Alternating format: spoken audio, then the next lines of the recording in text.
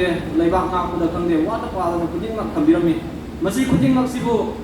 ekhoi ipa ipugi legacy asibu mangjil thana puba aise naharol ekhoi khudingmak ki tawdangni ipa ipu singduna de moi ki tawam thokpa loi tawbirame hojikti ekhoi gi matamni isini nausa mayamda so haibiri duni masi ekhoi kunai asida awat apa kya lei ekhoi manipuri lon thakta na hiram kya da ekhoi sothari khudingmak ase ekhoi na punba watpada gani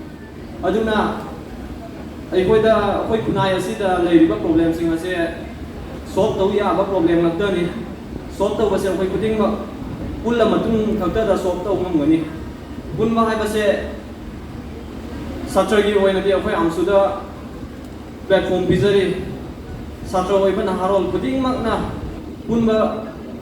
pulak ka sini amsu ai base amsu ai la ai khakta bu ubi kano ai now become the khakta bu ubi kano amsu gi portfolio pai ba koi samchani membership khakta ubi kano asam asida leiriba manipuri satra khuding mak ki apun masini amsu ai se marang asina chinna sa ai koi yam tuina ta ai amsu yawning ni ai na yam tai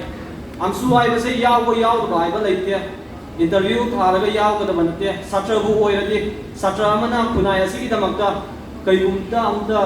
kaigumba ma tawi aina thorokpa duni amsu ai base aduna ichini naw sa mayam punminasi aikoi sothari bakuding ma akoi loina problem ase solve to way ai aduna thokta thokbiro punta punminasi kuding ma akoi kunai asigi awat pa kuding ma akoi mennaba thodang yaminasi masi ai ga ai matang asida tension jare mayam sa thagat chari